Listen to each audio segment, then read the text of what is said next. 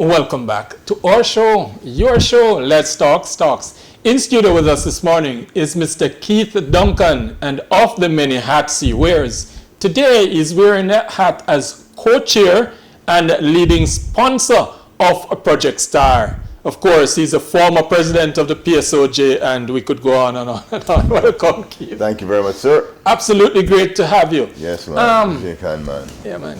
Keith, Project Star. Yes, sir. A big project. First time we're having a listing on the social stock exchange of a project like this. Yes. Talk to me about Project Star.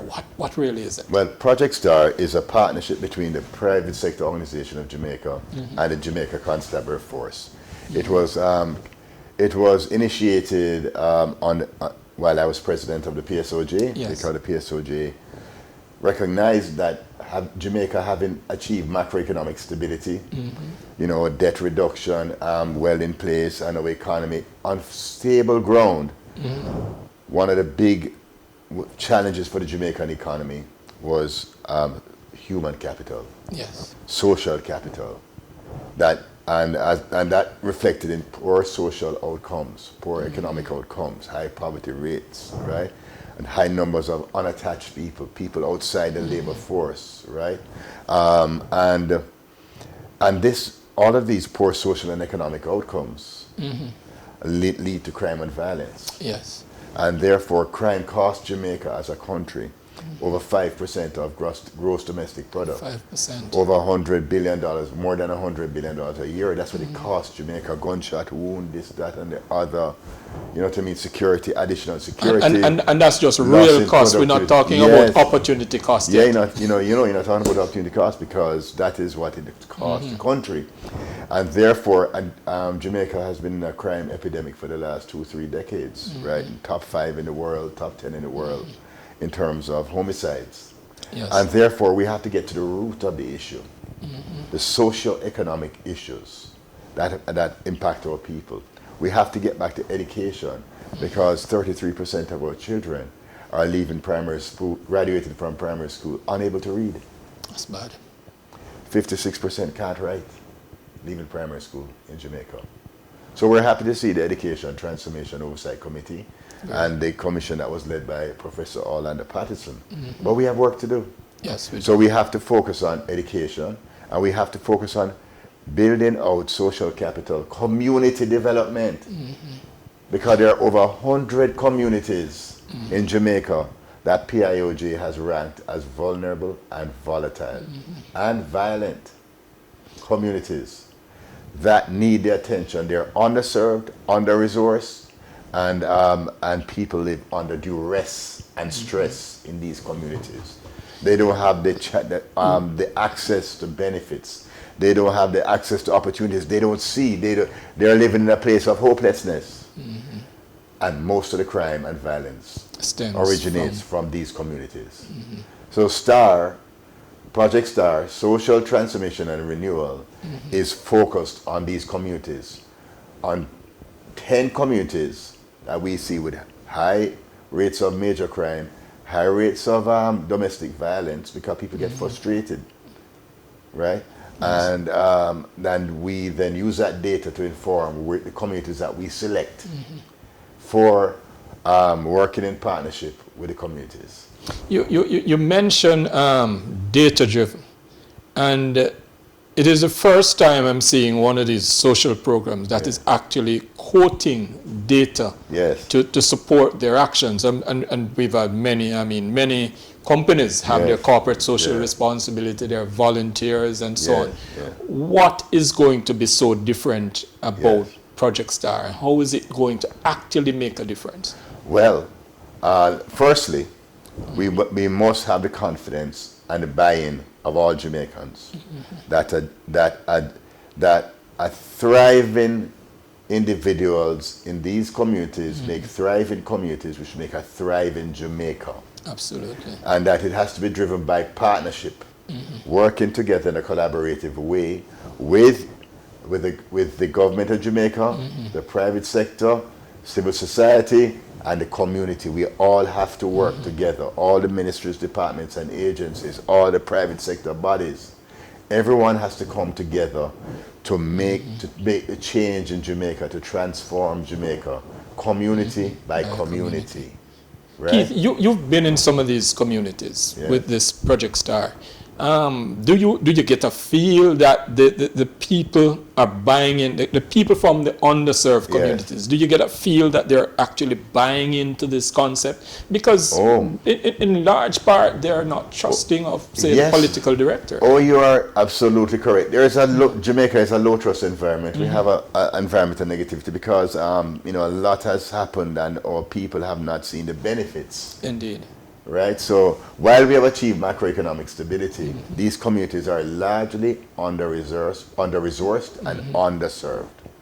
And they have heard about all of these measures and they see social intervention thing coming from time to time again. Them come, them go, them have 2 meetings, them do a little program here or there, but there's no sustained effort.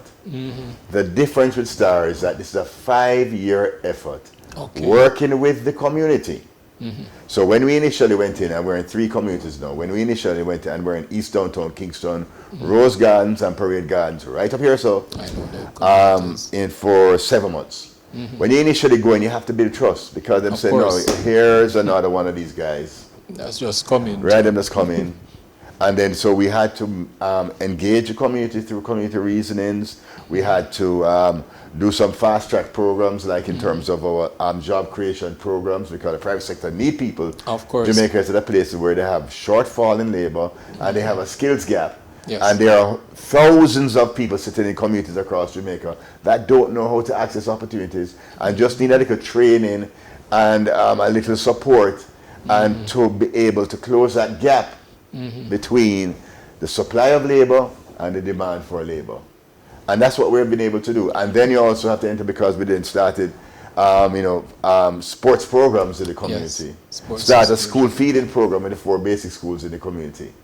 And you start to engage and you're working with people till we're at a point now where there's some, and then we have to engage with the vulnerable, the elderly, who don't access benefits of the state, which is there for them, but they just don't know how to access it. So when you pull all that together, and then you're doing parenting programs, you're doing school feeding programs, right? You're doing people see people going out to work because they are in jobs, they're getting jobs and they're getting good jobs. Yes. Right?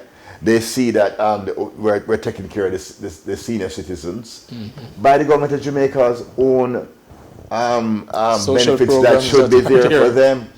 You know what I mean? And then we're working with the Social Development Commission, we're working with Jamaica Social Investment Fund, we're working with HEART, and they see a whole series of activities happening now. Trust is built. Yes. So then everybody they start to take ownership, and then we form what we call community transformation boards, made up of citizens from the community, community-based organizations, sitting together, designing their own solutions.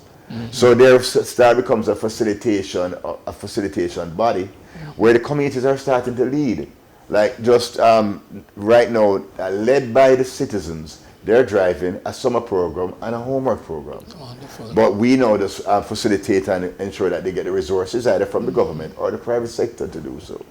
Wonderful. Right? So therefore you have all of these programs taking place, and as a result of that, people have bought in.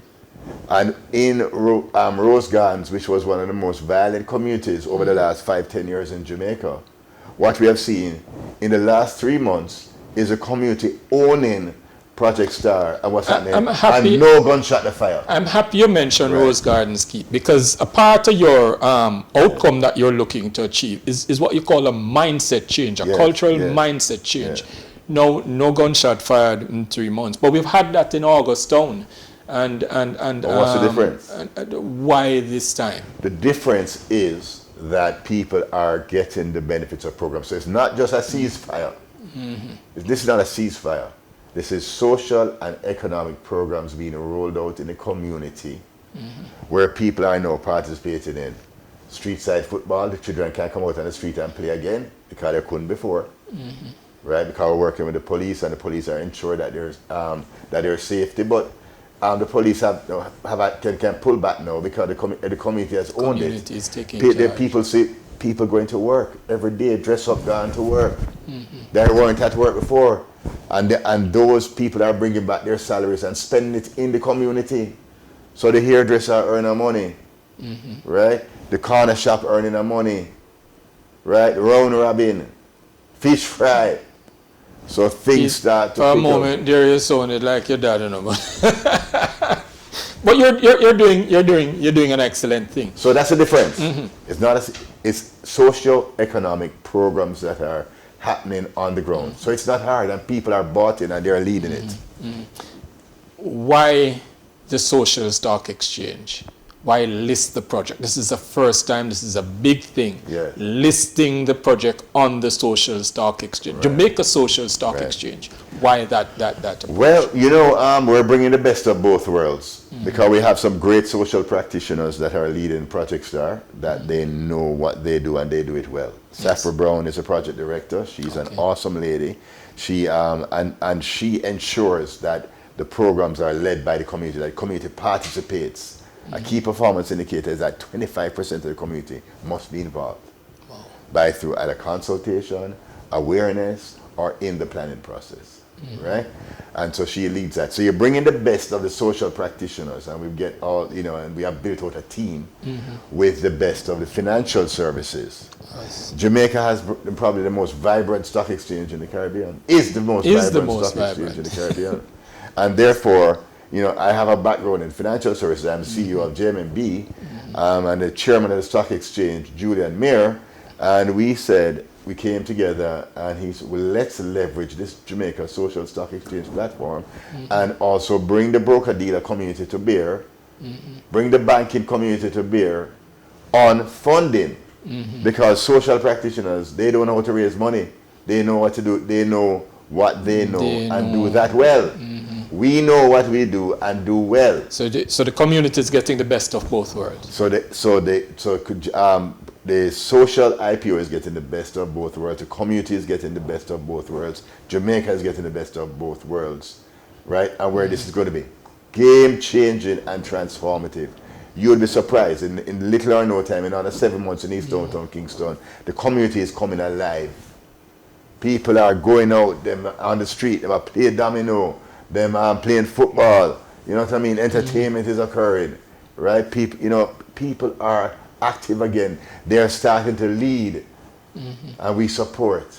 And this can build out the Jamaica's economic And so we're multiplier. building a community development model that can be replicated in Across. other communities. That's what we do. Absolutely great, Yeah, Keith. yeah, Great job again. Thank you man, for coming yeah, and man. talk to us. And keep at it with the social programs. Yeah. It can only and economic program. and the economic programs. It can only benefit us Yeah, in man. the long run. As we say here on Let's Talk Stocks, we bring you information to make better financial decisions. Come back with us tomorrow morning at 9. We'll have another informative program lined up for you.